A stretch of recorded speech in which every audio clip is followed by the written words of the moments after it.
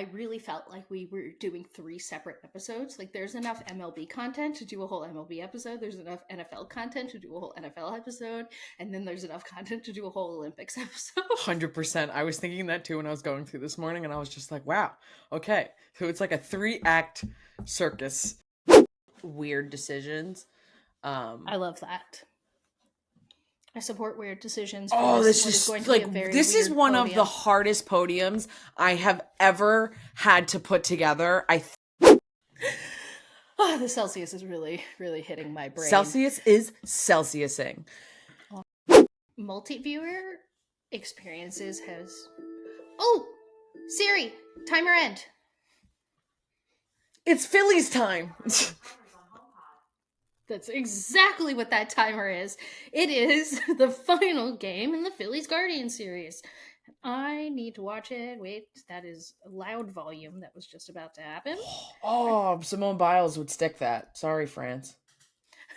All right, so we're recording right now because there's so many sports going on that it's not like there's a window without sports. But if you notice either of us get really distracted, I'm watching 4 sports at once. I'm watching the Phillies.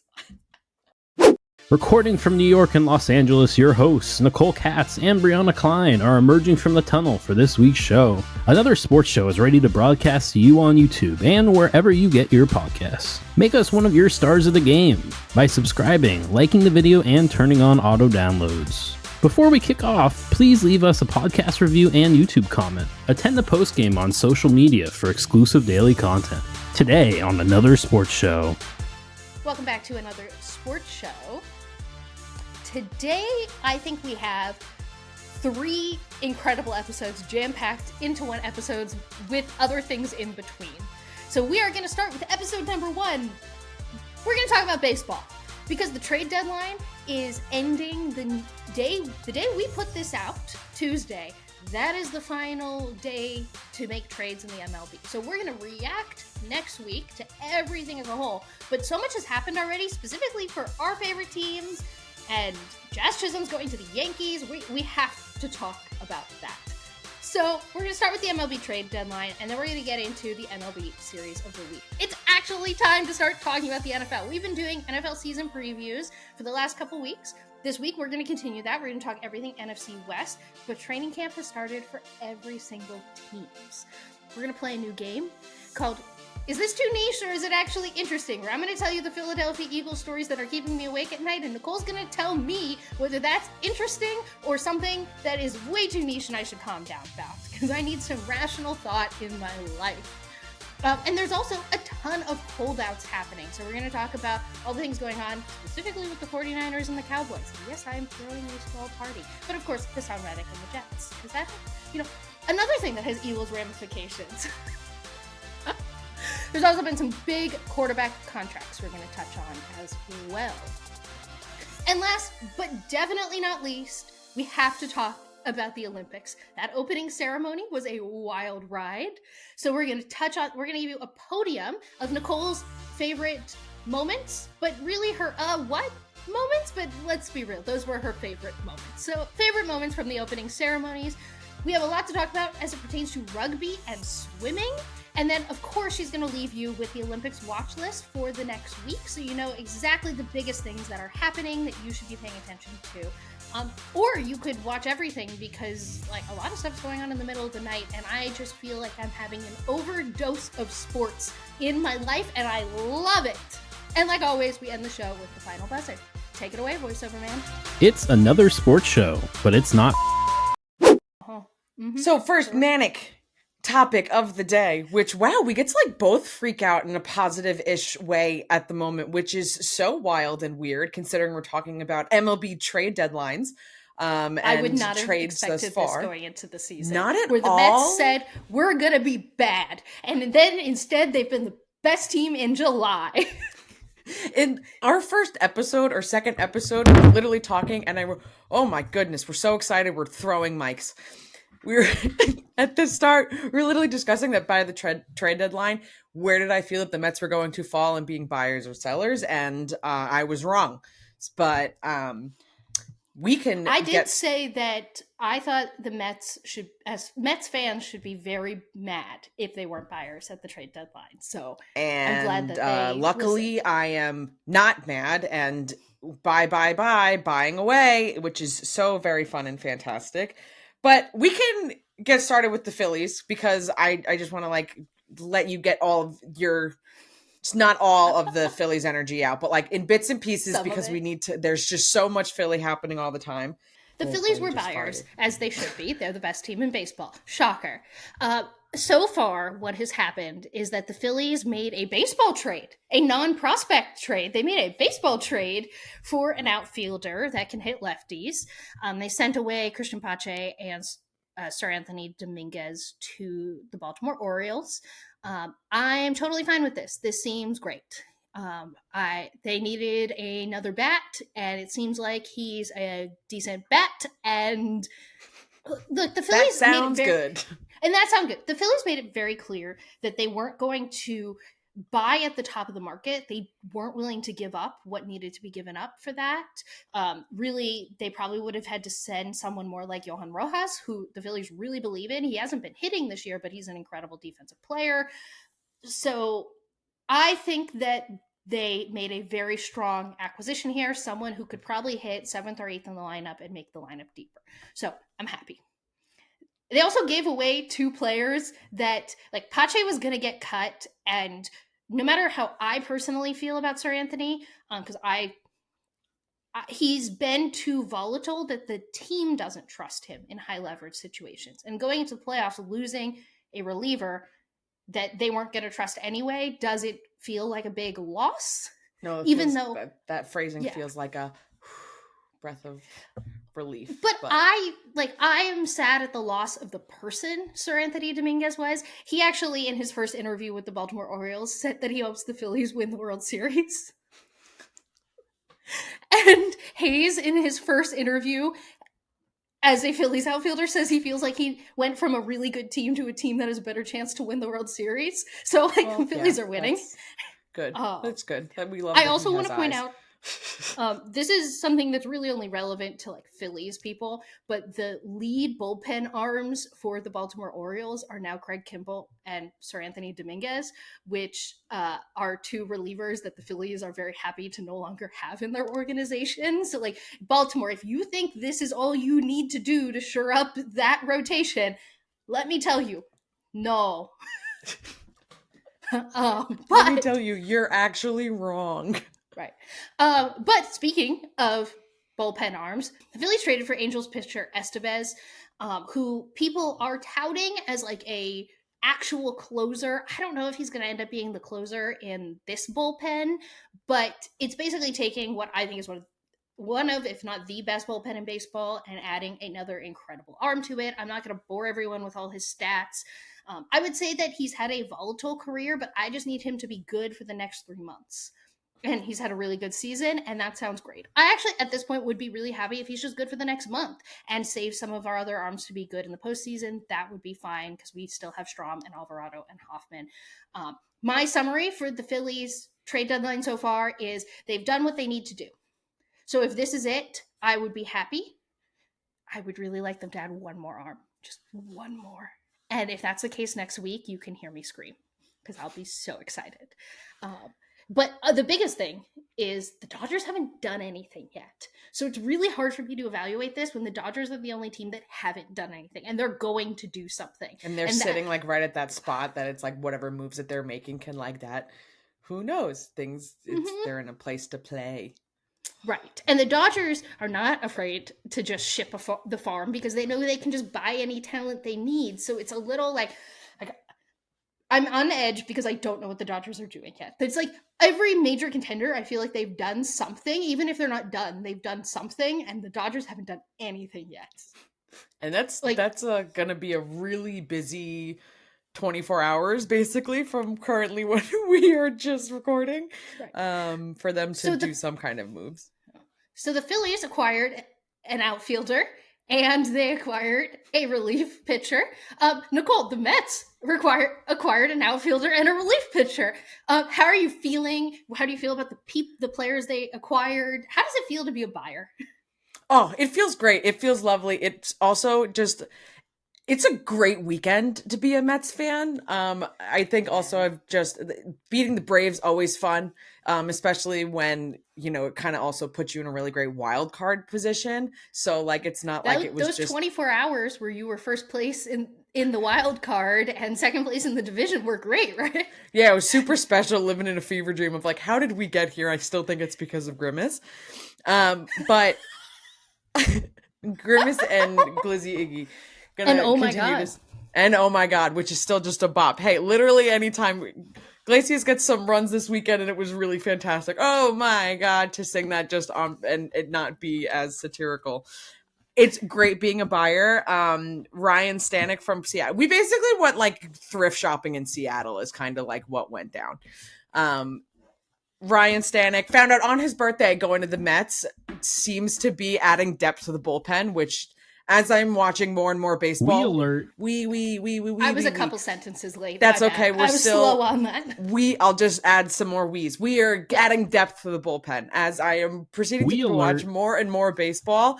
Just recognizing, wow, that's so unbelievably important of just having the depth of pitchers and things, and there's never enough. There is never enough good pitchers, and you just really start getting into that scary place of like, wow, where everything else is great, but pitching is not going great. So it's really fantastic to get a little bit more depth there with Ryan. And also now just the most interesting story, and I'm going to fall on the side of this is going to be a lot of fun. Jesse Winker coming to the Mets is absolutely going to be a time. I love any sort of rivalry. I love any sort of sassy fan interaction, and Mets fans are, you know, baseball fans like to get angry about things because they can, and then it gives a type of storyline to create a quote unquote rivalry. Jesse's immediate responses and interviews is talking about how he enjoys the Mets fan base and is excited to be a part of it. So if you're already going into a place where, you know, fans are having signs that say that you're a little bitch and you're like going and being like, this is going to be fun, I can't wait to see the debauchery that unfolds. And I feel like this is about to be a really good enemy to lovers trope is how I'm choosing to approach this. I agree. I mean, he's from upstate New York. Right. He's a big Buffalo Bills fan. Like, he gets it. My favorite anecdote was that there was a fan with a sign that said he was a and he traded a baseball for it. Like, that's just literally like, wrote on the baseball, I will trade you this baseball for your sign.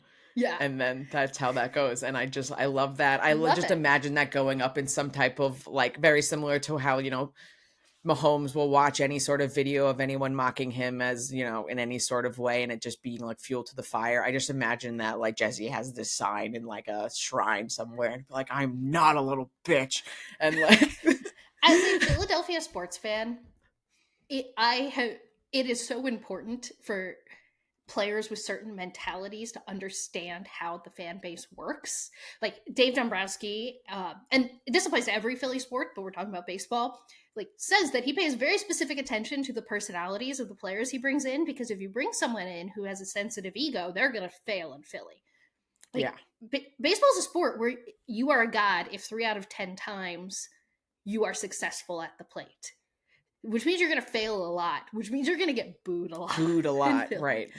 So, like, this feels like a lot of people are like, oh my gosh, he has this rivalry with Mets fans. How's it going to work? And I see it, and I'm on your side, where I think this is going to be a perfect marriage of personalities. And I think a lot of that has to do, like you say, it's the mentality of when an athlete recognizes fan, like, just recognizes, like, that really changes I think their perception, their like experience within the atmosphere at the place, and like it, I feel good about it. I'm happy about it. Again, we're buying.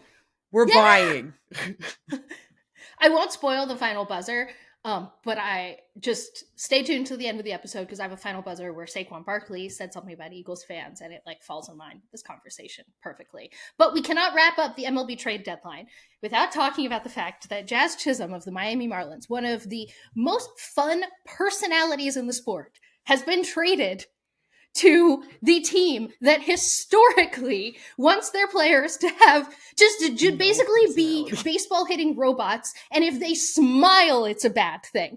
We're talking about like fun, showy Jazz Chisholm, which I say affectionately, like he's a really fun player, is going to the evil empire that won't allow facial hair.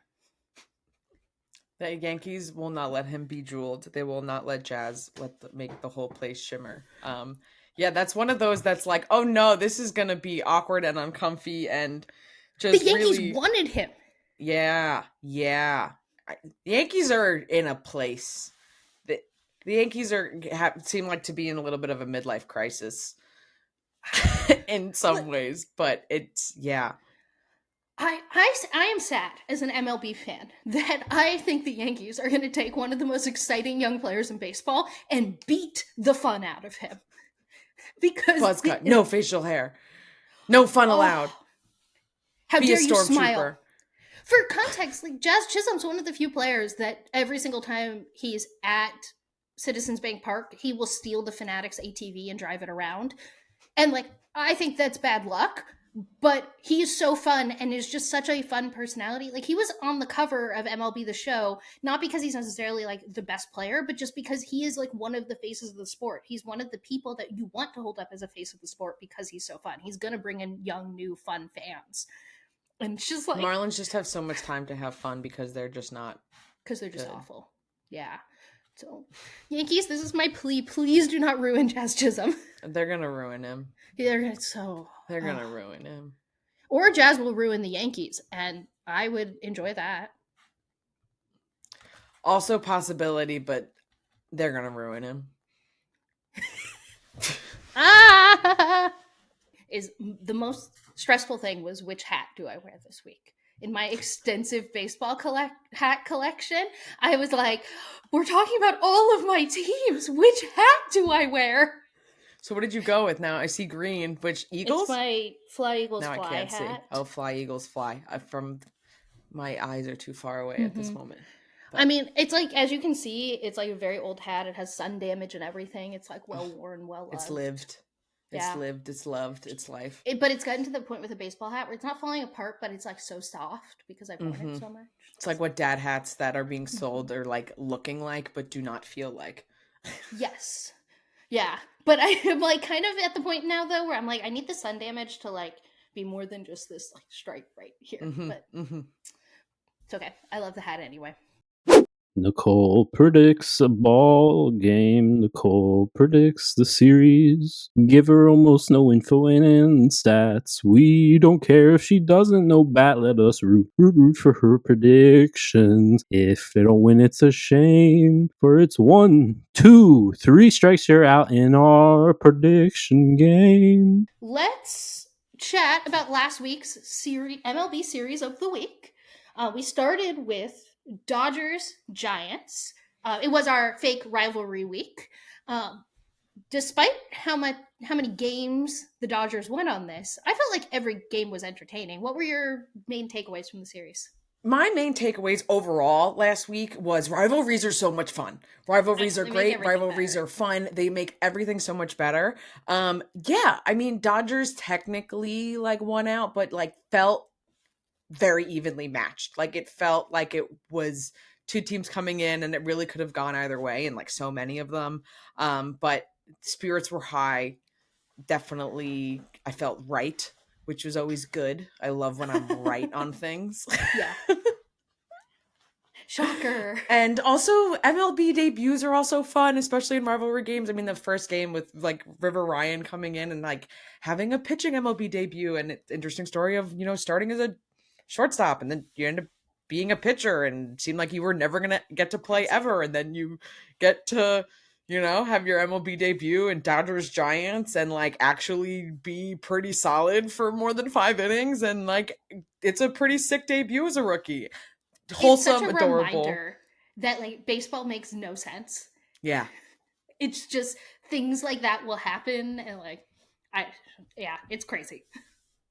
And also just can't unsee forever Dodgers blue, Giants orange, and Mets colors as that fun fact. So that also every time I just saw them coming together, I'm like, if I close my eyes and like have it blur, it's basically a Mets game. All right, well, I think we should move on to The other series of the week that I think is the more exciting series, we, at the time of recording, have only seen the first 2 games of Yankees Red Sox. And I think both of these games are in contention for 2 of the most exciting games of the entire season. Yes. Also fun facts. My father was at Friday night's game. I didn't know that. Yes, he was. Papa I was Cats? getting my car. Papa Cats was at the Red Sox Yankees game, and I'm getting pictures of Aaron Judge as my car's getting towed because of a double flat tire. So we had very different evenings. But another thing that you continuously learn, especially at Fenway Park, home runs are fun. Home runs are great. And yes, I had picked like the Yankees here, but particularly like when you get home runs, like Aaron Judge hitting like monster home runs, slugging it out of Fenway Park. It's like 473 feet, like ridiculousness. And constant like double home runs back to back. Like it's, again, I had the Yankees picked in this. It's currently split at the time of recording, but incredible game to watch. Also really fun getting extra baseball when it's like a rivalry game like that. So going into extra innings. And I am also taking this from the bias of I was out in the world watching this game in public, and like bars were electric when like Yankees win. So that was a really fun closeout Saturday night. It'll be interesting to see what's happening. But yeah, no, Saturday what felt like extra electric, one of the best games I've watched this year.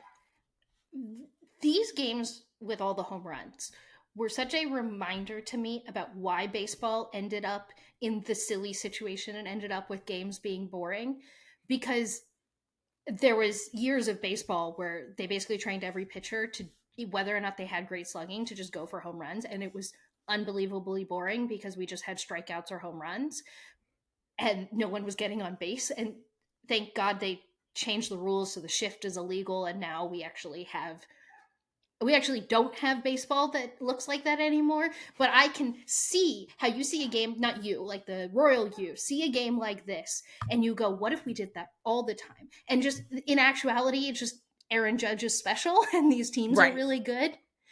But when you get games like this where the pitching is so bad and the offensive players can take advantage of it, and you get these high scoring crazy games where like one team goes up and then the next team matches it like almost immediately after and no one can hold a lead, like it is thrilling and exciting. And anytime someone can hit a home run over the green wall, it's incredible. That's like the extra piece, like the fact that it's Fenway, making it a little bit like just because it's just the literal monster, it's impossible.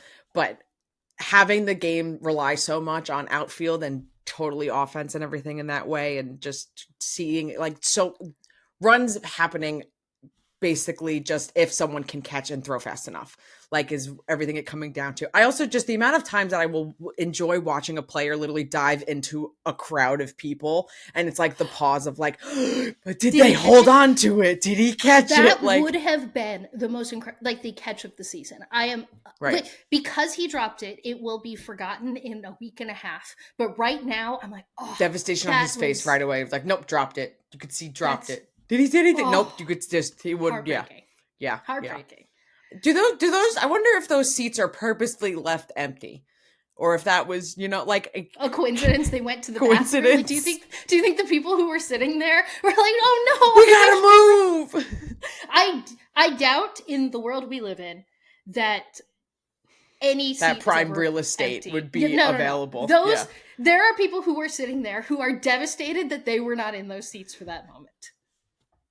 Wonder how that would have changed it if he had some cushioning. Exactly. Someone could have held him there. But well, yeah, I'm excited to see what happens now in tonight's game, but yeah, me too. Can't see the future.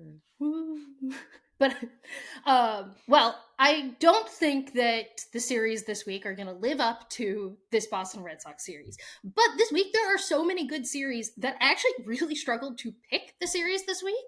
So looking at the first half of the week, I almost picked the Braves-Brewers series. The Brewers are leading their division. The Braves are contending for that wild card slot, even though they're slipping back, which is really fun for me to see. But that would have been a contender. Also, the Twins-Mets are two teams that are in their respective conferences in firm wild card, fighting for wild card position. So those are two really good teams.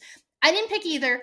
I really wanted to because there's been a lot of comments about picking the same teams every week, but how could I not pick Phillies Yankees as the first half series of the week? It's the Phillies Yankees.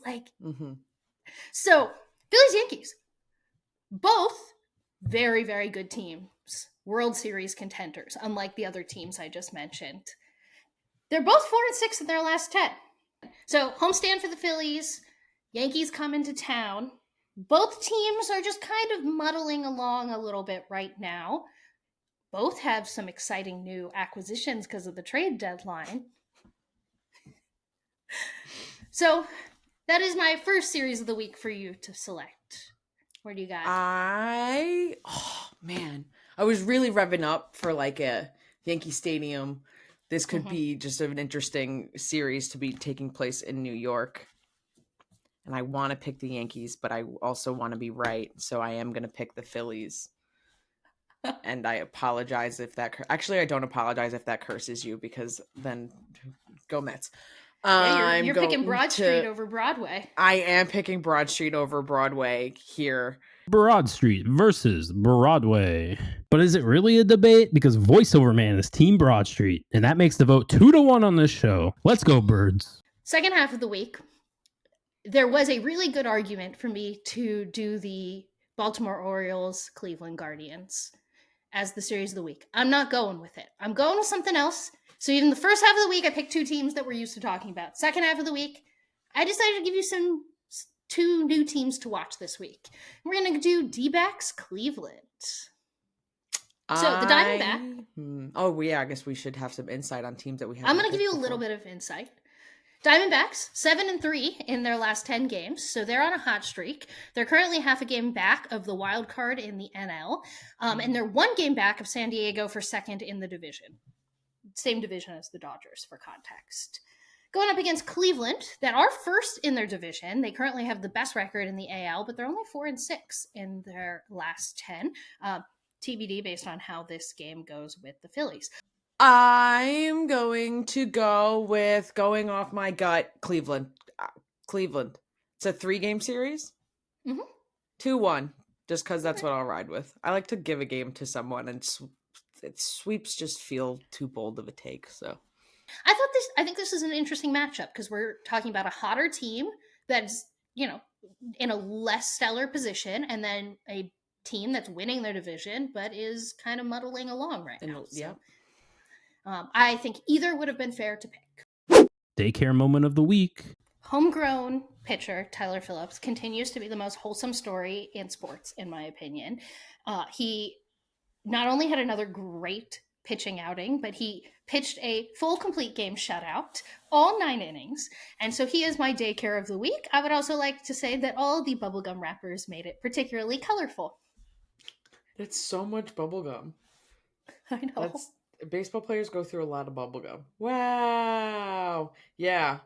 I like how there's always some pizzazz with the Daycare moments. There's always some kind of additional thing, although I do still think that they should always have an Uncrustable. I have only ever seen an Uncrustable being given to Brandon Marsh, and Brandon Marsh is definitely the leader of the Daycare, so I wonder if it's something about him in particular that when he gets to get Daycare, only the leader gets an Uncrustable. But I also appreciate their commitment to changing things up and putting different gross things in the water every week, because it has to be something gross. And I also appreciated that they decided that this was worth a full bucket of water instead of tiny little So cups. much water instead of little water. Little water, Yes. Little pickles. Big water, lots of gum. So Tyler Phillips' story continues to be so wholesome and so fun, and he also continues to win games, which I love. And for those reasons, he is again the Daycare of the week. Training camp is here. Training camp is here. There are people wearing pads playing football. There's football that's people playing football that will play football this year, and they're preparing for the football. We get to talk about carrying things. fans into college dorm rooms. Carrying fans into college dorm rooms. We can talk about which training camp is too weak and which people are pushing too hard and all the different philosophies. And we get to talk about camp battles for third string wide receivers and silly things that only mattered to psychotic fans like us. But I'm just excited that football's being played. I thought that I would be a little like, no, I'm not ready for it because like the Phillies are so good. But like honestly, like injected into my veins right now, football's back. Yes, yeah, no, it's like really cooking. We're starting to see suddenly when it takes over all of like Sports Center and ESPN and like all of the podcasts start like really like blowing up. It's like, oh, we're back, baby. We're really here. So speaking of we're really here, this is the time of year where I consume so much Philadelphia Eagles content because there's so many reporters at training camp giving us reports on who the linebacker and the starting second quarterback is and like all the stuff about Eagles training camp. I want to give some specific shout outs to Jimmy Kemsky of Philly Voice. I read all of his articles he puts out about training camp. Brandon Lee Gowden of Bleeding Green Nation. He has fantastic articles as well. I listen to the Go Birds podcast with Elliot Shore Parks on everything. And I'm definitely missing about 6 other things I listen to and read, but those are the key ones. And everything I'm about to say, like I am physically not at training camp. Wow, that would be so fun. But I'm mentally, spiritually, in every way except physically at Eagles training camp. But am I watching the live tweets of training camp? Do I read too many articles and listen to 5 hours of very Eagles-specific training camp podcasts? Yes, which means I want to introduce a new game where I'm going to bring up Eagles stories that are currently keeping me awake at night, and Nicole is going to judge whether they are actually interesting or way too niche in my psychotic Philadelphia Eagles brain. All right, in absolutely no particular order than how they flew out of my brain. Last season, Jalen Hurts was kind of injured, and he looked a little slow even when he took off and ran. So I've been obsessing over the notes people are saying on whether or not Jalen Hurts just looks faster when he runs. And for context, the Eagles haven't even put on pads yet. But everyone's saying Hurts looks faster. This is one of the things that's keeping me up at night. Is that too niche or actually interesting? I also just may be way too invested in how all quarterback performance, especially any currently ranked top 10. So I don't think this is too niche.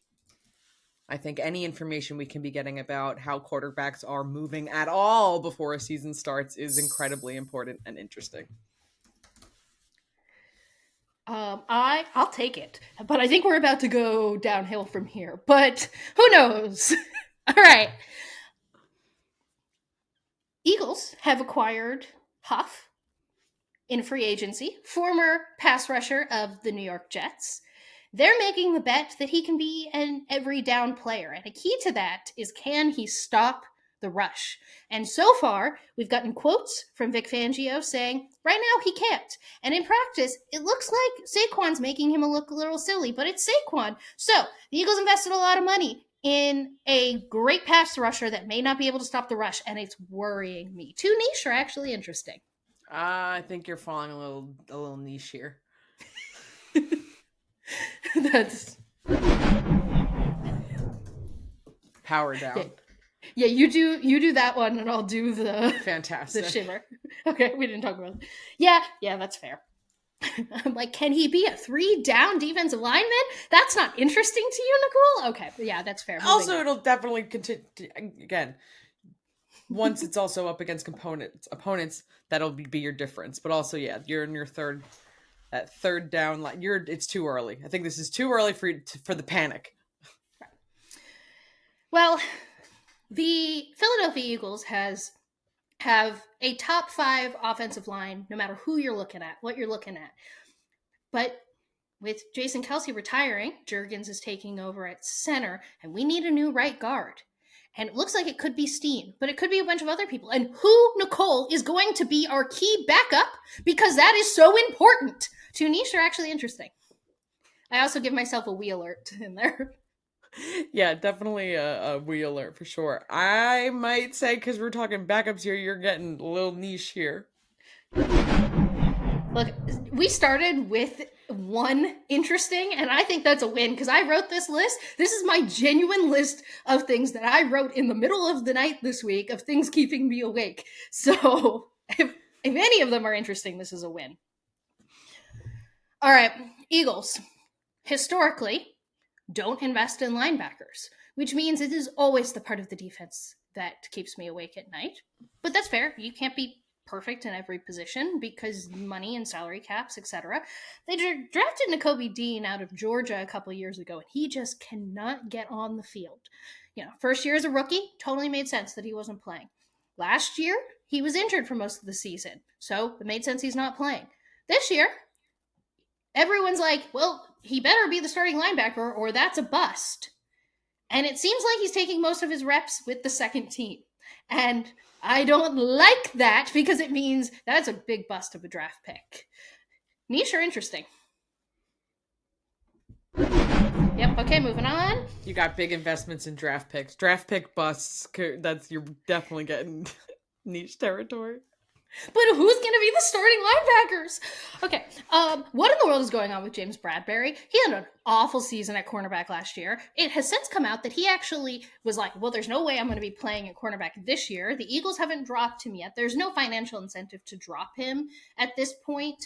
He actually has to be moved to safety because they think there's a better chance. He thinks there's a better chance he starts at safety than otherwise. But a 30-plus-year-old cornerback changing positions at this point in his career, not going to happen. Let me be very clear. Bradberry, so not going to be playing for the Eagles and starting for the Eagles. But when are they going to trade him or when is he going to get cut? Things that keep me up at night.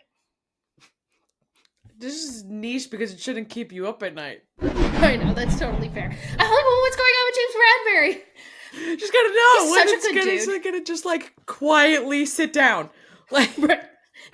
You know what it is? It's that the Eagles don't need more storylines and chaos right now, that I just want the story to go away. yeah, it's just one less thing to like worry about and just check off that I don't need to know like what's happening here. And there's one more thing on this list, and I want to be very clear that like the relationship between Jalen Hurts and Nick Sirianni that's like all over the news is like the big Eagles storyline does not keep me up at night because either they're going to win and everything's going to be fine or they're going to lose and of course the relationship is going to be bad. Like that, I don't know. For some reason that doesn't keep me up at night. So that's why it's not on the list. But the last thing on this list is Vic Fangio, who notably wanted to be the Eagles defensive coordinator so he could be closer and watch more Phillies games. Do you think he's worried about the current performance of the Phillies? This is so I can like just niches of niche. All right, as we get further into training camps for all teams, we'll actually talk about some things that are not so niche, like quarterback battles and things. But it just this is a fun little insight into my brain. Holdouts to me are just a wild concept because it's such like a strong arm. We're just gonna really stand here and flex as long as possible until someone's just like, here are things that you want, or just who's gonna cave first.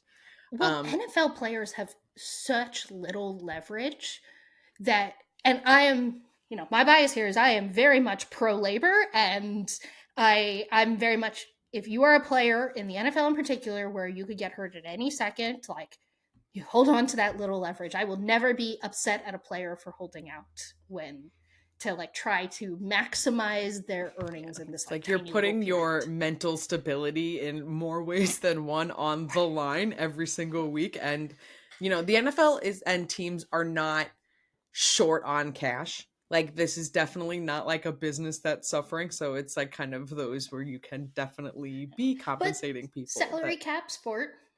Right. So, and I love most of the teams you put on the list for important holdouts because it's the teams really dealing, the contending teams really dealing with holdouts right now are the 49ers and the Cowboys. And as an Eagles fan, like, as much as I want to be clear that even if an Eagles player was holding out, I'd be like pro, hold out, get your money.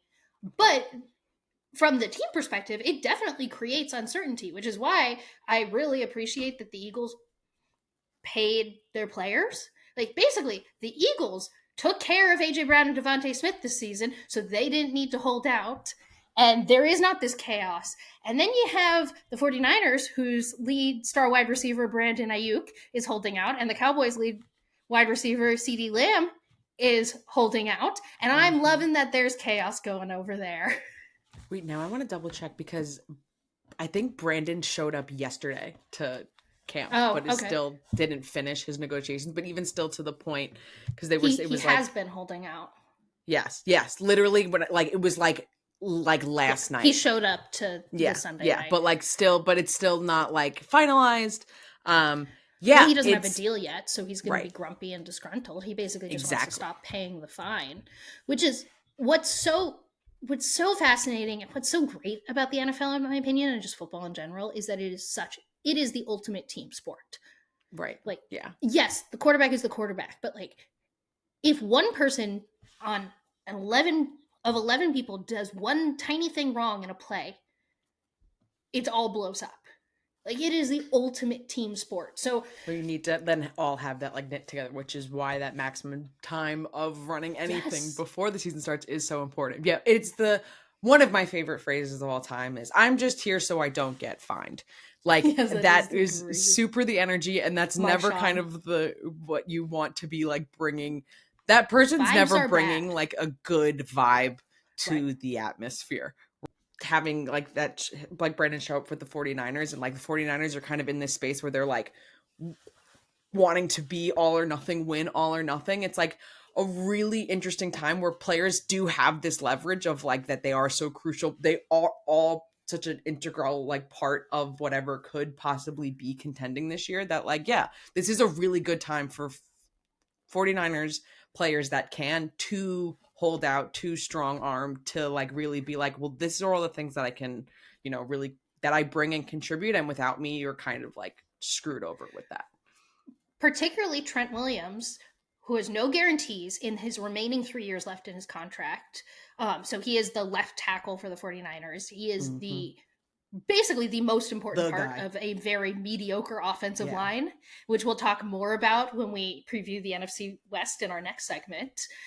But it is weird to see a player with 3 years remaining on their contract hold out, but having no financial guarantees and being that good, I completely understand why he is.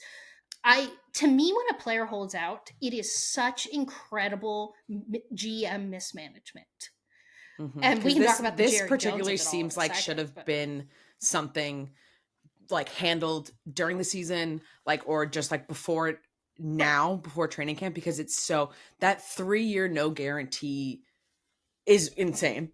And like almost it seems like he's such in a better place of leverage of like to make the case that he does not deserve any sort of guarantee within those next 3 years is crazy. So it seems like it's very obvious that it's like, okay, he should, like, you need this guy, you need him on your offense. Like, this deal needs to be sweetened up a bit. And it's holdout now. This is a really good place to be negotiating for this.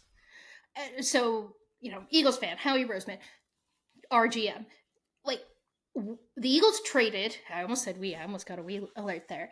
The Eagles traded Hassan Reddick to the Jets. He is now holding out. And I still disagree that the Eagles are better without Hassan Reddick. But clearly, Howie identified early on that whatever Reddick was asking for, the Eagles weren't going to pay. And they didn't want this happening, what is happening to the Jets. So that is why they traded him away. So to me, it's kind of like, so for the 49ers, it's like, okay, either pay Ayuk and fix Williams' deal, or solve the problem. Like, strong-arming your players into showing up for camp and being disgruntled is malpractice, in my personal opinion. Either you think they're good enough that you want to pay them, or trade them away so you don't have to deal with this nonsense. Which I think is a fantastic. Then you get like a situation like the Jets where it's like, yeah, we'll pay him. Just kidding. We're actually now not going to pay him, which I'm still trying to understand. And like, where can you that please pay him so the Eagles get the 2nd round draft pick instead of the 3rd round draft pick? Because those are things I care about. Sorry. That's too niche. Niche interest. Yeah, that's too niche. That is too niche. Wanting the draft pick that we get in return for that trade is definitely too niche. I can accept that. Yeah, but I think that's a perfect transition into what's going on with the Cowboys right now. So CeeDee Lamb, I already mentioned, is holding out. They're refusing to get the Dak deal done, and every Dak deal's not done. Parsons deal's not done. Like, it's so many things are up in the air of like, and so many people are like, okay, we'll figure out Dak before you like then figure out everything else. And it's so many big question marks of how this can all be negotiated. And yeah, CeeDee Lamb not showing up is sends a message for sure too. Not surprising, but also like you gotta get these deals done. Like one of the underrated things about the Jalen Hurts deal that Eagles fans talk about a lot, but I don't think is widespread talk about a lot, is that Howie very purposely got that deal done as quickly as possible last year because he wanted to get the deal done before all these other contracts came in. So Jalen Hurts was able to say that he was the highest paid quarterback when he got paid, but they got it done before everything we're seeing this year. Like Tua just got paid, Jordan Love got paid. Right now, it's setting up where Dak is going to be the last player paid, and he is better right now than Love and Tua are, which means he deserves to get paid more than them. And now, like Jerry, I want to be very clear. I am loving this, and as Jerry is backing the himself, smile on her face as she's also being like, "It's all on fire. It's all," but like, right. I realized that to the audio only audience, they would be like, wow, she's like really going to back for like how the Cowboys are being stupid. And I'm like, I bet the YouTube audience knows I'm doing it with a smile right now. But yeah, it's really, really dumb. Like you want to get up, you want to be the first deal that's signed is my point. Yeah, I mean, not that we're clearly with the New York and Philly of this podcast energy, we're not ever kind of rooting for any sort of Cowboy success. So it is really fun watching this like cluster F of just everything not being figured out. The fact that a Dak deal has still not been finalized, and I'm just like, how is this still a conversation that's going on and happening? And then it definitely makes it so much harder for it to then be solidifying all your other players around because you don't necessarily know what's happening with the core of your team. And all reports are like, it's positive. Everything's positive. But until there's pen to paper and guarantees happening, you have no idea. And, CeeDee Lamb has torn up the Eagles. I hate that man. Like, hold out. Go somewhere else. Parsons spends every year just wishing he was a Philadelphia Eagle. Sure, don't pay him. Like, great. It is such Let it mess. ride. Hold out. Like, I'm just kind of team, like, Cowboys keep being a mess. Like, this is all positioning great for the Eagles. I'm like, yes, all the core rivals are a mess. You know what? Probably the Detroit Lions are sitting in a corner right now being like, like, yeah, no. But literally the Cowboys right now are just existing in, like, this world. It's fine. We're fine. Yeah, everything's acting like, yeah, but it's okay. It's all gonna get worked out. It's all definitely gonna get worked out. But yeah, I understood when they didn't want to pay Romo because they had Dak there and they believed in Dak. But it's not like there's another quarterback there. Like I genuinely don't. And Dak is very good. Mm-hmm. Like I understand that he's basically Tony Romo and that he can't do anything in, like, I don't know how much it is that Dak can't do anything in the playoffs, or it's just the Cowboys are the Cowboys, and I kind of lean more on the Cowboys are the Cowboys than anything else, but it's just, I am an Eagles fan, and I am very happy with all the decisions Jerry Jones is making, which means Cowboys fans must be miserable. Gives you a good sign as to kind of how that should be feeling for Cowboy fans. Week 3. Of NFL preview. It's closer. Training camp has begun for the Eagles and everyone else, but yeah. But I mean, I only am very focused on the training camp for the Eagles. But yeah, we're inching closer and closer to the NFL season. You know that next week there is going to be preseason football played, which is crazy because my brain can't process that it's like August and preseason football happening just doesn't seem like it's aligning in my brain, but exciting means nothing, but there's just football happening. What and that's are you talking about? Preseason games are vital and important to my mental sanity because football's back, and for any like insane junkies, like preseason games for your team is like, who is going to be the third string linebacker? And you know what? That is important to me. I mean, you're gonna be in such like a Philadelphia sports overload. I feel like the ranking of preseason concern will be really riding on the Phillies and kind of just that state of things about how much Uh-huh. we're going to really want to talk about preseason games is going to heavily depend on the Phillies' performance and, you know, any extra weird things. And other things going on in sports. Because contrary to popular belief, we do work on things together, and Nicole does veto some of my Philadelphia sports topics for the show because we are not. We're going to put this in social content because it's not a Phillies podcast, Philadelphia podcast. But despite the fact that every week I write an outline that is very much that, and then I go, team Nicole. in baseball. It's the best team in baseball. Well, you know what? I will continue to say that until they're not, because I don't like that hurts my Phillies brain. Like, they've never been the best team in baseball. But we are here to preview no Philadelphia sports teams. We're doing the NFC West this week.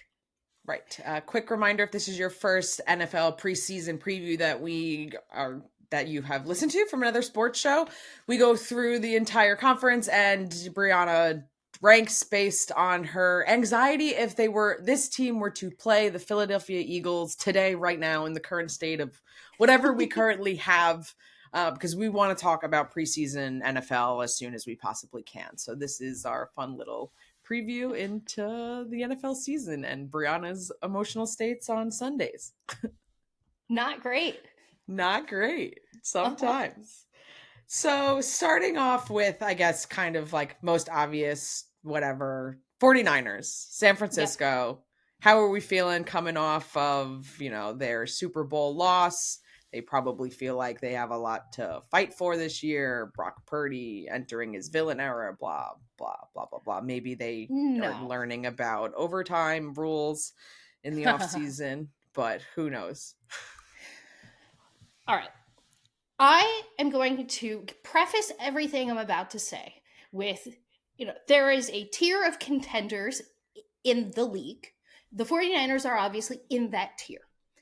So every negative thing I'm about to say, just know that there is no part of my brain that's like, the 49ers are not a contender. Hey, I'm going to spoil the end of this. On my scale from 1, absolutely freaking out, to 10, taking it easy that week as a Philadelphia sports fan, the Niners are a 3. I'm freaking out the whole week. Like, they're providing lots of stress and anxiety and sleepless nights, okay? That being said, as a San Francisco 49ers hater, I'm loving what's going on in their world. So, their offensive line is ranked by PFF going into the season at 24. It is below average. And the best shining light of their offensive line is Trent Williams, who we already talked about extensively when we talked about holdouts. They're dealing with players rightfully wanting to get paid, because when you have a team that is as star heavy as they rightfully want to get paid. And you know what that means as a 49ers hater? I'm loving the chaos. Because guess what team has no holdouts, has no problems? The Philadelphia Eagles. Now, all that being said, they're going to end up playing in the game. But when players, you know, as we said, players miss training camp, that means they're missing reps. It might be slower to start. I just like chaos in teams I hate. And any sort of chaos, breaking the routine of things and not getting into and that just creates, like, holdouts create a certain amount of, like, animosity no matter kind of what. It's like everyone's strong-arming everyone. When the best player in your offensive line is not getting reps with the rest of your mediocre, below average offensive line, that is not going to be great for you as a team. Mm-hmm. So moving on to, like, the stronger side of the 49ers, they are fantastic on defense. They have the number 2 ranked on PFF defensive line coming into the year, and that is despite the loss of Armstead coming into the year. But they have Bosa, they have Hargrave. It's a dominant defensive line. And then the other thing I look at and talk about is PFF is currently ranking Brock Purdy at 13, which I think is a very accurate way to rank Brock Purdy. But I will never be afraid of a quarterback where going into a week, I say, if that quarterback is quarterbacking, we did well. If we want the quarterback to throw the ball, that quarterback doesn't scare me. There's a lot of things about the 49ers that scare me, but it's not Brock Purdy is not it. But that doesn't mean he's a bad quarterback. I think the discussion around Brock Purdy is so like extremes. Like either people go to bat for him, like he is the greatest thing ever, or they're like, oh, he is the worst quarterback ever. I don't think either of those things are true. I think he has great moments. I think that if everything's going well, he can make that final play to win you the game. And slightly above average. Right. I think he is the 13th best quarterback in the league. I think that is a really accurate ranking for him, PFF. And a reminder, I use PFF just because I had to pick something, and it's easy to like compare when we're using the same rankings. Of course, he's like, depending on what expert you talk to, some people are really high on him, some people are lower on him. I think the fact of the matter is, with everything going well right around him, Brock Purdy's going to do the right thing. And I think he can be great. I think if everything's going bad and he doesn't have that magical running back behind him, maybe things won't be as great. But again, I started this with the 49ers are 3. I'm going to be stressed out the whole week going into it. But I do personally, on my stress levels, rank them below, of the teams we've talked about so far, I put them below the Detroit Lions. I will be more stressed about the Lions as a 2.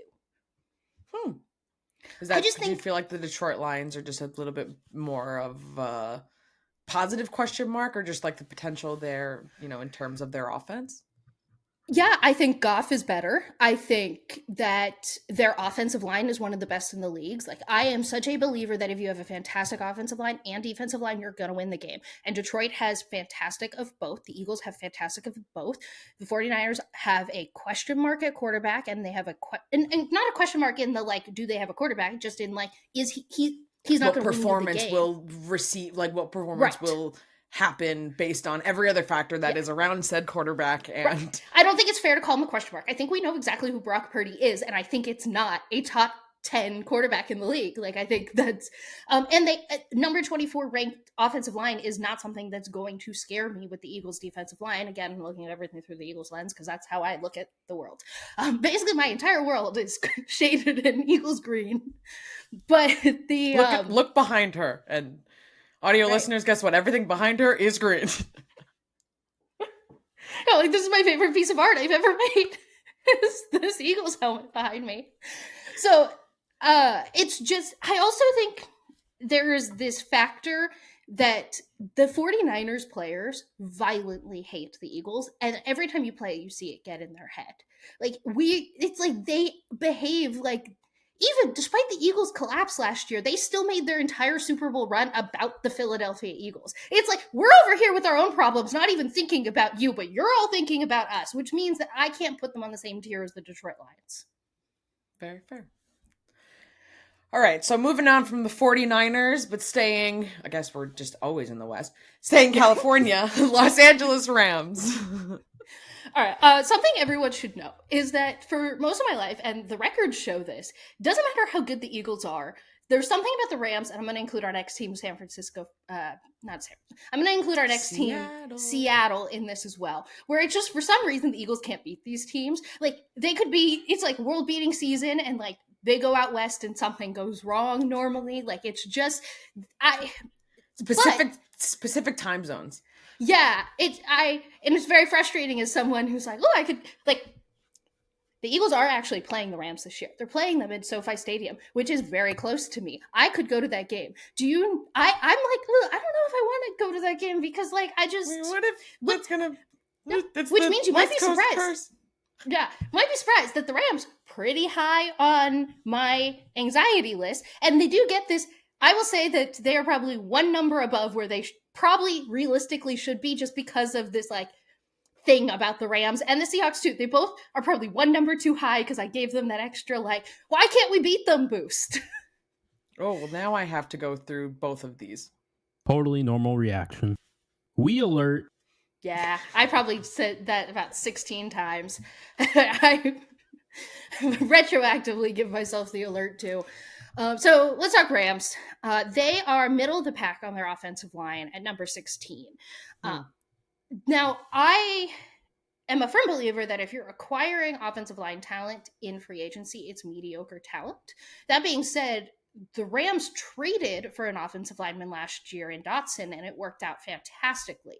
So they're hoping acquiring Jonah Jackson from Detroit, who they're making the argument got pushed out just because they had too many good offensive linemen and that they don't think Jackson hit free agency because he's not a good offensive lineman. They think he hit free agency because Detroit already has such a good offensive line. Like, it's a positive leftovers. It's not like the thrown away leftovers. It's like, oh no, we're just so full from all of the good that we also can't keep this good. But Detroit felt like they had better players, but they're hoping that they can get enough out of Jackson to keep up their high performance as an offensive line last year. They were one of the best run blocking units last year. Not so much in pass protection, which means that they're in this middle of the pack. Defensive line, they lost Aaron Darnold. They're currently ranked number 23. And the truth is they just have this young line group that it's really hard to evaluate their performance last year, because this is going to be the first year where all of them aren't going to have like free open lanes because all the attention is being paid to It's like Darnold. a completely different line now, that it's like almost not fully being able to tell what to expect because it's been so much based around like one single focus, and it's got to be a little different this year. I would not be surprised either way if this defensive line ends up one of the worst in the league or if it ends up one of the best in the league because players step up. It's one of those really highly volatile, like, I get why they ended up 23 on this list because it just feels like I mean, But like, it could be I know like that the biggest PFF isn't surprise. the people grading this on PFF are going but I go like, I just, who knows. But this is, let's take a moment. This is everyone's collective reminder. Matthew Stafford, really, really good.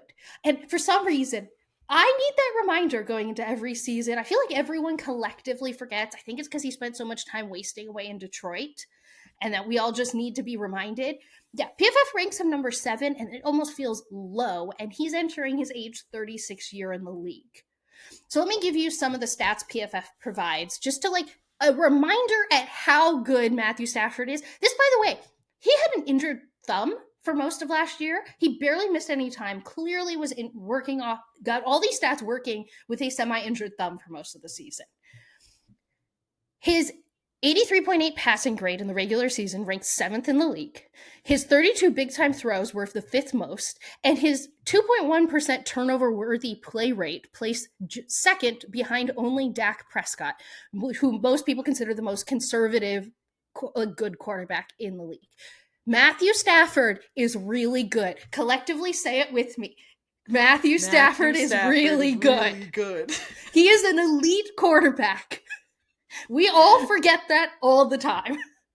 The Rams had a rough season last year, and even then, they still made the playoffs and outperformed expectations. They get a 4 from me.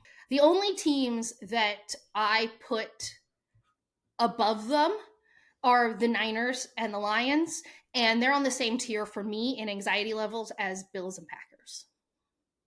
Wow. Mm-hmm. Interesting. I definitely do. The Eagle superstition, definitely feel that influencing the point there. But that's your scale. This is what the scale is for. Matthew Stafford is a good quarterback. We all need to remember that he is incredible. All right, I'll go fast through Seattle. Seattle is a 6. They probably, again, should be a 7, but that's my Eagles' anxiety. This is going to be their first season without longtime head coach Pete Carroll. Their offensive line is currently ranked number 31 in PFF going into this season.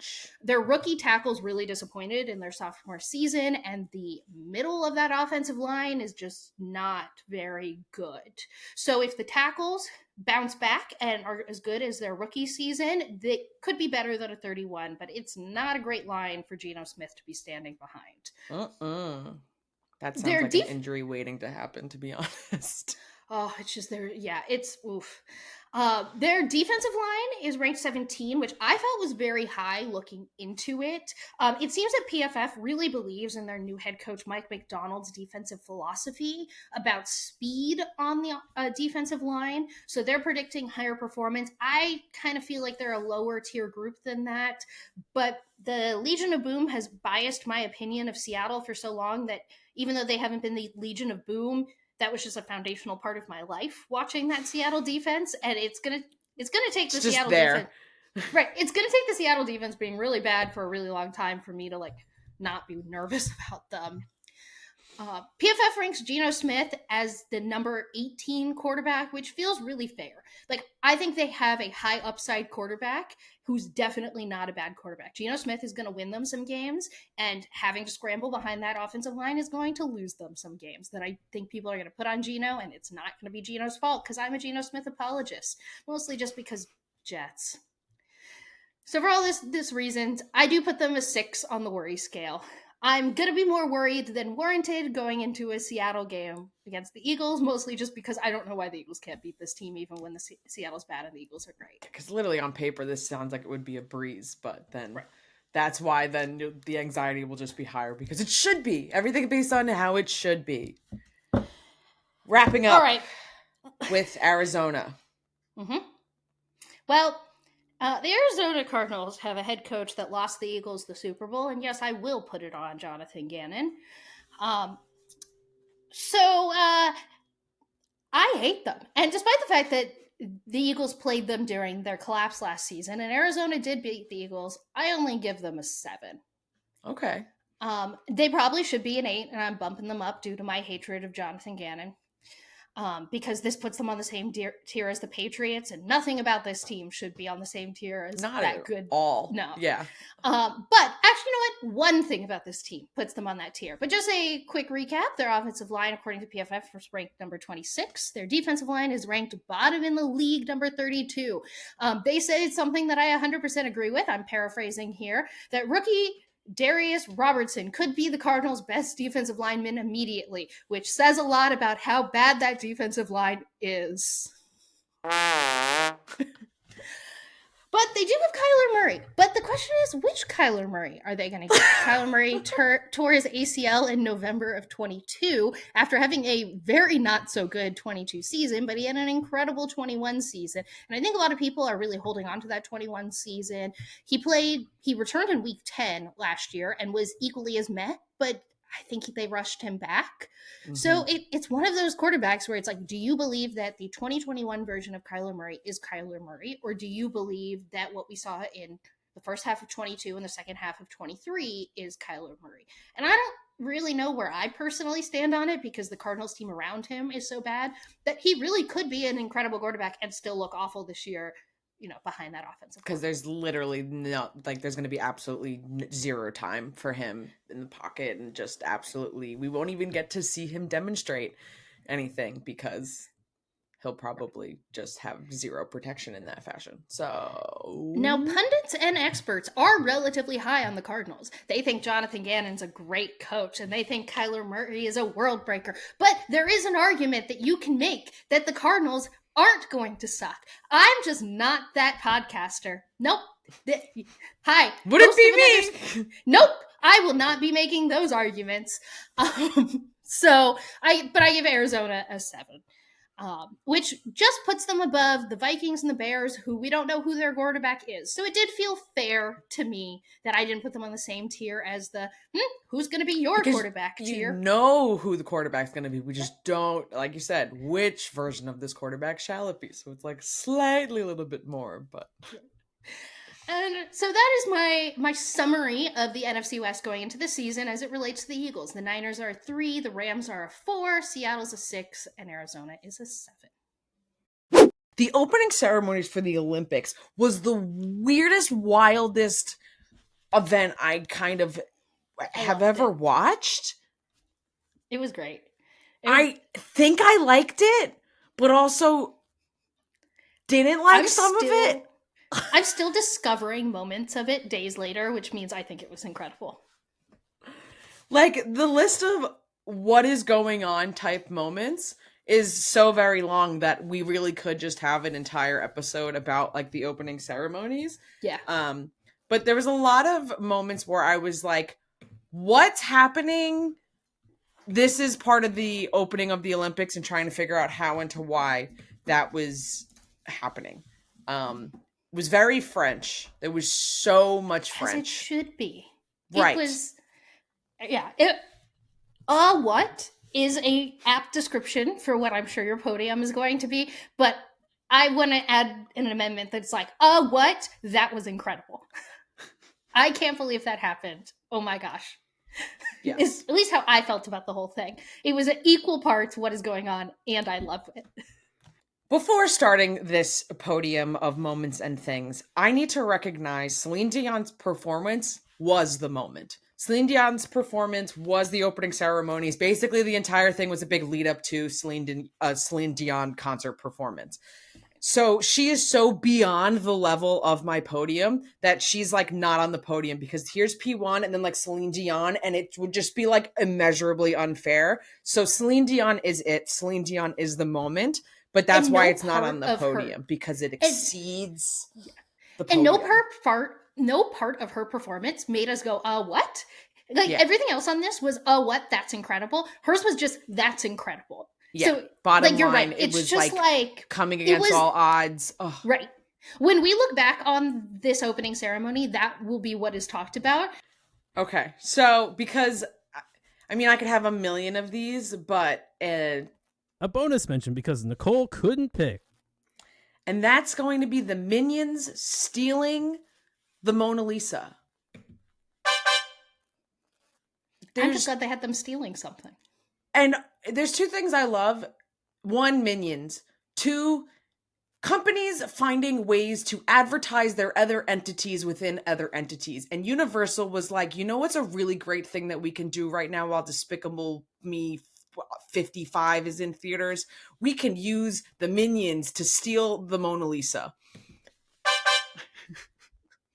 In P3. This masked vigilante parkour man. Or woman. Don't know, because they were never unmasked, which is honestly my biggest problem of this entire thing. In my headcanon, it's definitely a woman. Yeah, 100%. But also, it was really exciting to see like a cosplay Assassin's Creed type style thing happening. The storyline was very complicated to follow, but it was just really interesting to see this like parkour person jumping around on roofs of Paris. And God, I wonder how many of those people were, but yeah, I got invested in this masked vigilante, but then the ending was quite disappointing because we don't know who they were. Ooh. In P2. The Silver Horse. This Silver Horse, it was like a scene from Frozen 2. It felt way too long of just this other person covered in silver just gliding down the river carrying the Olympic flag. And I'm like, how long is this going to happen? The Silver Horse was just on the river. And I was like, how are we still watching this? And then once the Silver Horse got to where the opening ceremonies were happening at the end, then the person had to get off the horse, walk forever to bring the Olympic flag to the flagpole. And then the flag was hoisted upside down. You just know they practiced for hours and hours to get this right. And it's so funny when it's like something like this happen. Like, it's just, gosh, there was someone in a green room somewhere who just was cursing their head off.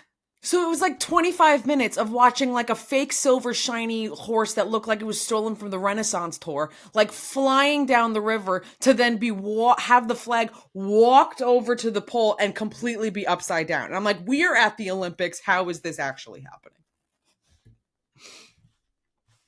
In P1. The Marie Antoinette spectacle. This was P1. Holy moly bananas. Multiple beheaded Marie Antoinettes, all in the building where she was basically held as a prisoner, with like a heavy metal performance band and like these red fireworks smoke things that looked like blood. It was the most edgiest, like F the monarchy style performance. So like French Revolution. Very, very fun. It made me feel like really amped and excited, and was so much more like aggressive and vulgar than I would have anticipated the opening ceremonies ever to go. But way to go, France. You really stepped it up on that one. That was honestly unbelievably iconic moment of the entire opening ceremonies. I love the person who had to sit down in a room and it was like, what are the French known for? What do we want to be known for? What do we want to remind people about? We beheaded our monarch. And like that's iconic. That's so incredible. I obsessed. Yep. Croissants and beheading monarch. Welcome to France. Snoop Dogg, Pitbull, and Flavor Flav are having like this incredible moment of like supporting specifically like mostly women's sports and like niche sports. And like if you told me coming into this year that one of my favorite people in the world would be Flavor Flav for like everything he's been doing, like I would have highly doubted that. Flavor Flav loves women's water polo. Snoop Dogg's getting lessons in jiu-jitsu and fencing. Like Flavor Flav is the Swiftie of all Swifties, was not the turn of the world that I thought was coming, and I love that we're here for it. Pitbull is obsessed with the WNBA and headlined their halftime show. Like this is the kind of support that women's sports and like women's interest needs. All right. The last time we chatted Olympics, we were talking headlines going into the Olympics. They have officially started. I don't think Nicole has slept because she's just like injecting Olympic multi-streams into her veins. I think it's important that you get us caught up on the biggest things that have happened so far. And I know that I've seen lots about rugby. I never knew everyone cared this much about rugby, and that I did know it could be dramatic and exciting though. So there seemed to be a big upset in favor of the home country that happened. Can you please get us all caught up on all the details about what in the world is going on in men's rugby? I would be honored. First off, I just have to say, rugby is crazy. I can't believe that America is not more invested in rugby because it is literally like all of the incredible physical parts of football and then the speed of soccer, and no one is wearing pads. I don't know how these players are not just broken all the time. I think they are. I really think the answer to that question is that Americans don't like things that are too close to football because they're just like football. But that's why I'm shocked that like rugby didn't like take over. Like it wasn't that like rugby was ever the thing first, because like I really feel like I should be seeing every single one of these players walking around like the guy on SpongeBob that has like paper skin and glass bones and like can't really move, because it's crazy to see like the tackling and physicality and just aggressiveness that goes into rugby, which also makes it so much fun to watch. Not to make this about the Philadelphia Eagles, because I could probably make anything in the world about the Philadelphia Eagles. You know, Philadelphia Eagles left tackle Jordan Mailata was a Australian rugby player before he came over to play football. He says that they are two unbelievably different sports and that they actually have no commonality at all. He's like, yeah, I get why people look at them and think they're similar, but they are not. And very different. Whenever I think about rugby, I think about that. Where Jordan Mailata is like, no, not the same thing at all. And I'm like, well, okay. Jordan Mailata, I'm still going to make this point right now that I think the U.S. needs to be more invested in rugby, because boy, oh boy, were the men's finals so unbelievably incredibly fun to watch. So one of the perks about some sports starting a little bit earlier than the opening ceremonies, besides the fact that, you know, it bugs Briana that happens before the opening ceremonies, is then literally the day after, some teams that have been competing get to have their finals like right away. And it's in things that countries are very, very excited about. And rugby internationally, very, very, you know, a hot sport that people care a lot about, particularly in France. So the men's finals happened on Saturday, yesterday at the time of recording this. Women's have started their like quarterfinals, semifinals, going into their finals like today. So women's have not had any medals yet. Men's finals was yesterday, and it was France and Fiji. Fiji, the big dogs coming into rugby. They have won the gold medal at the last two Olympics, so they were coming in like really hot. And the big story of this was France had Antoine Dupont, who was like their golden boy of rugby and have received a lot of heat, where earlier this year he had decided to sit out of this year's Six Nations Rugby Championship, which basically like the six biggest nations in rugby. It's England, France, Ireland, Italy, Scotland, and Wales all do a big competition. And Antoine was like, I'm not going to participate in this year because I'm focused on being on the Olympic team with France, and we're going to win, and it's going to be huge. And boy, oh boy, was he right. So going into halftime, it is tied, France and Fiji. So the second half, absolutely huge. Antoine comes in and is having like the game of his life. Crowd is going absolutely wild. And really, because of his leadership, he wins 28-7. France is going crazy, winning, upsetting Fiji, gets the gold. And they actually then was their first gold of the Paris Olympic Games. And yesterday, France got overall, the France team, not just rugby, got a bronze, silver, and a gold. So they got all three in the first day, and that's pretty sick.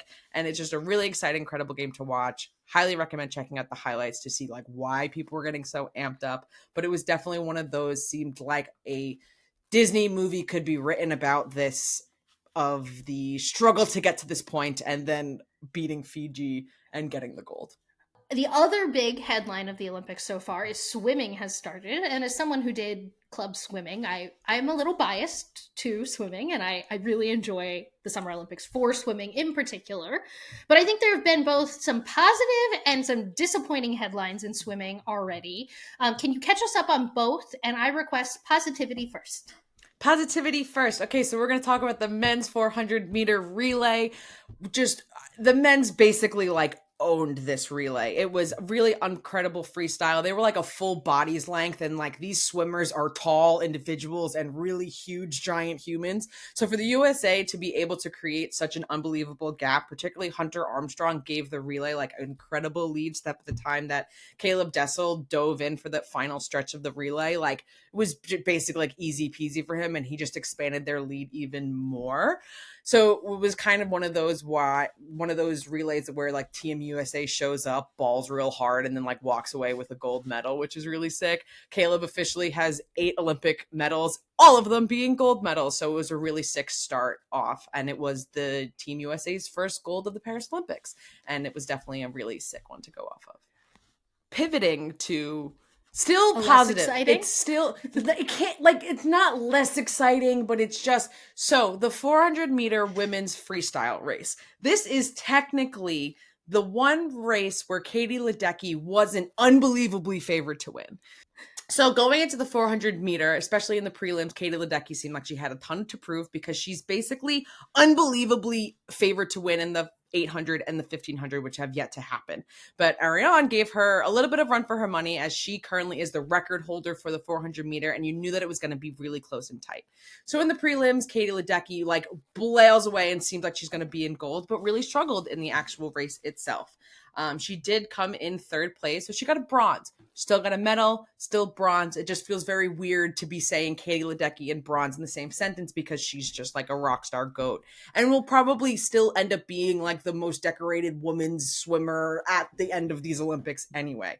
She's just so dominant that we hold her to a separate tier. She's in that Michael Jordan tier where it's like every year he didn't win a championship, we were like, oh, he's failing. LeBron James, oh my gosh, if he doesn't win the championship, he's like, so to your point, like it's like, oh my gosh, a bronze, but it's also like a bronze, but also the way I judge it is that she's pissed, so I think we can be disappointed on her behalf. Yes, and I think it also, most people, if she wasn't going to get the gold, then they really expected her to have the silver right behind Ariarne, but it really came in like super interesting story. Summer McIntosh, a Canadian swimmer, was right behind Ariarne by like 0.8 seconds. It was like less than a second, and so she was unbelievably close, which was not necessarily a surprise because Summer was 14 years old at the Tokyo Olympics. She's currently 17 years old. And when she was 14 years old, ranked 4th place in this exact race. So she was like really close to getting a medal in Tokyo.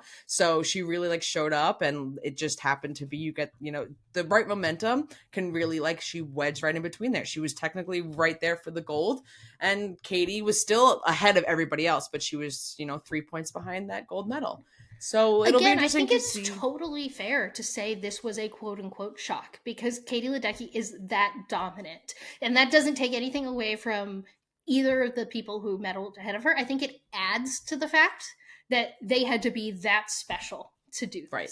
Yeah, you have to be like a world record holder and phenomenon at 17. But definitely, I think we're not seeing the last of Katie. She's clearly favored in that like longer stint races for the freestyle. So she's basically gotten over the one area where she was not unbelievably favored. So she's kind of getting more into her element now. Hey, Nicole, before we wrap this up, on our sheet here, it says in all caps and red lettering, Nicole, don't forget your Olympics Google fun fact. So, Nicole, don't forget your Olympics Google fun fact. And what is this fun fact? I don't know it. Oh, my God. Here. So if you Google certain athletes, certain teams like that have already received a medal or something like in the Olympics, it comes up on the bottom that, so when I was looking at France Rugby and it looked up the team, and then at the bottom, little gold medal arrives and it says the thing that they won. And then it turns into a bouquet of flowers, and you click the flowers and the flowers fly onto the screen, and it shows you how many people have been giving the athletes and giving the Olympians their flowers and congratulations. So I was like number 457,000 to be throwing flowers at France. So if you ever just feel like some mindless fun, go into Google. It's a really fun little Easter egg. You can like make your whole screen full of bouquet of flowers.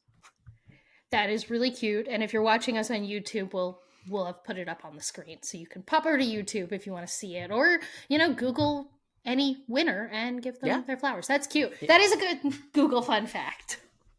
It was worth the bold lettering on the outline. All right. Well, now that we've talked about things that have happened so far in the Olympics, we have a full week of Olympics to watch. So, Nicole, what is on our Olympic watch list for the week, starting with July 30th?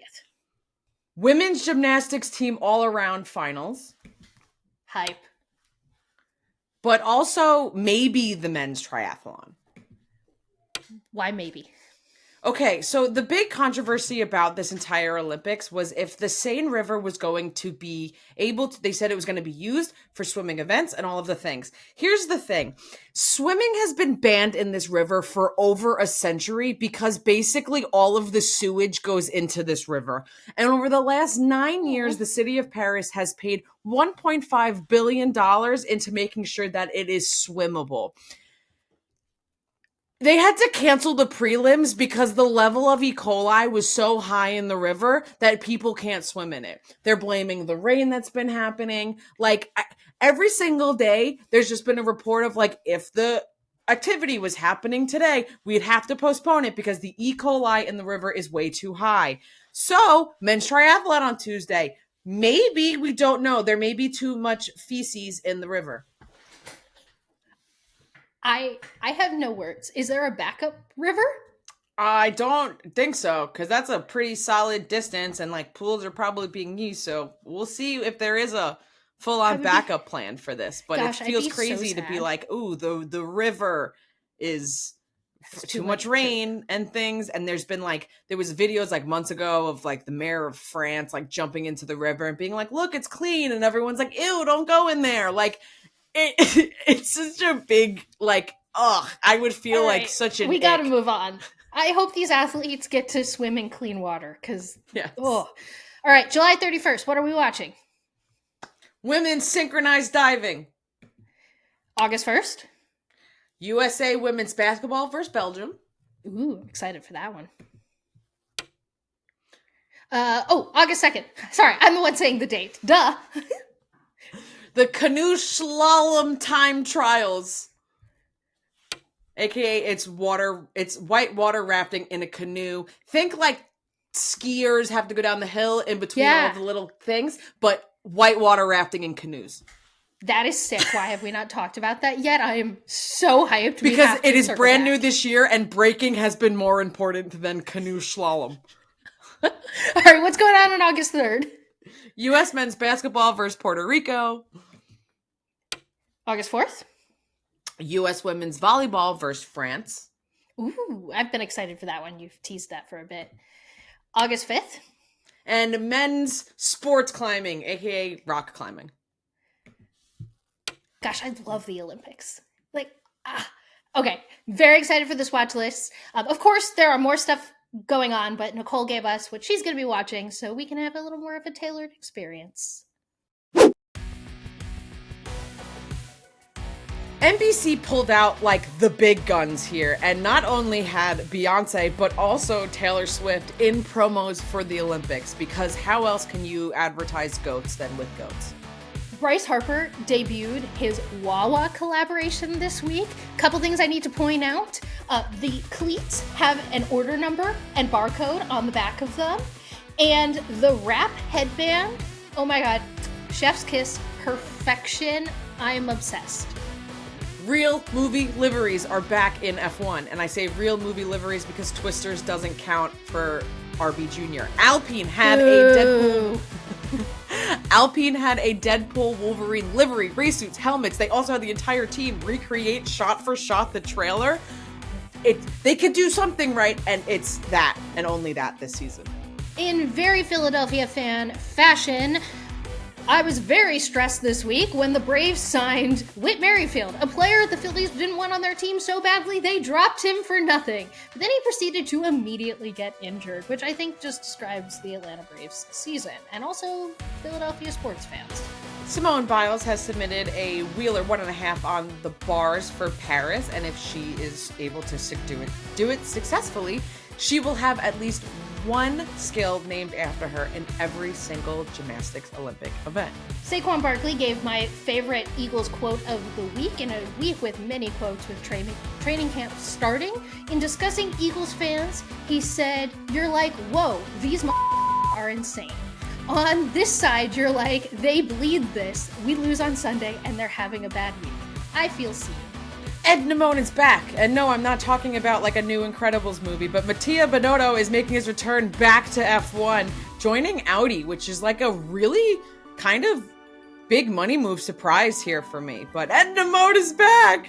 Couple days before the start of training camp, Eagles guard Landon Dickerson hosted a bunch of the other offensive linemen for a slip and slide party. Team USA men's basketball, cute little Easter egg on their gym bags, come with a tag that lists out every single player that wore the number that player is wearing before they did. Jalen Hurts has officially launched the creation of the Jalen Hurts Foundation. He's going to be focusing on supporting youth in specifically the Philadelphia area. This started with donating over $200,000 to Philadelphia public schools for 300 AC units. He talked about how can children focus on being their best selves and learning if they are sweating profusely? And I 100% agree with that. So his foundation is going to focus on setting kids up for success. Thank you for listening to another sports show. Thank you to our co-creators, Nicole Katz and Briana Klein. Thank you to the four-legged executive producers and me, Voiceover Man. Make us one of your stars of the game by subscribing, liking the video, and turning on auto downloads. Make our day by leaving us a review on your podcast platform of choice and a comment on YouTube. Attend the postgame on social media for exclusive daily content. We'll be back to review the playbook every week. See you next Tuesday. Today was another sports show, but it wasn't short.